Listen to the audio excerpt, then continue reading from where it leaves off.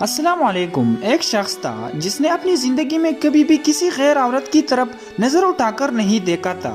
ایک بار کچھ یوں ہوا کہ وہ شخص بہت ہی زیادہ تنگ دست ہو گیا۔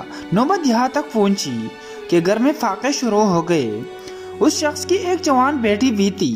جب فاقے انتہا سے بڑھ گئے تو وہ لڑکی اپنے چھوٹے بہن بھائیوں کی حالت دیکھ کر غلط قدم اٹھانے پر مجبور ہو گئی۔ دل میں ارادہ کر کے گھر سے نکلی کہ اپنا جسم بیچ کر کچھ کھانے کا سامان لاؤں گی۔ وہ گھر سے نکل کر پھوچتے پھوچتے ایسے علاقے میں جا پہنچی جہاں پر جسم فروشی کی جاتی تھی۔ وہ لڑکی وہاں جا کر اپنی ادائیں دکھا کر لوگوں کو اپنی جانب متوجہ کرنے لگی، لیکن کسی ایک شخص نے بھی اس کی طرف توجہ نہیں دی۔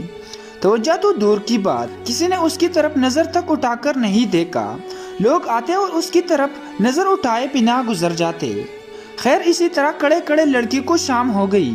وہ کافی دیر برداشتہ ہو کر گھر کی جانب قدم بڑھانے لگ گئی۔ جب گھر پہنچی تو اپنے باپ کو منتظر پایا۔ پریشانی میں مبتلا باپ نے پوچھا، بیٹی تو کہاں چلی گئی تھی؟ لڑکی نے باپ سے معافی مانگی اور رو رو کر سارا ماجرا بیان کیا کہ ابو مجھ سے اپنے بھوکے بہن بھائیوں کی حالت دیکھی نہیں گئی اور میں مجبور ہو کر گناہ کرنے نکل پڑی، لیکن کسی ایک شخص نے بھی میری طرف نظر تک نہیں اٹھا کر دیکھا۔ سارا ماجرا سننے کے بعد باپ نے اپنی بیٹی سے کہا کہ بیٹا، تیرے باپ نے آج تک کبھی کسی غیر عورت کی طرف آنکھ اٹھا کر نہیں دیکھا، تو پھر یہ کیسے ممکن تھا کہ کوئی تیری طرف نظر اٹھا کر دیکھے؟ اس لیے اپنی نظر کو عورت کی چادر پر بھی نہ ڈالو، کیونکہ نظر شہوت کی بیچ ہوتی ہے۔ آج تم بچو گے تو کل تمہاری اولاد محفوظ رہے گی۔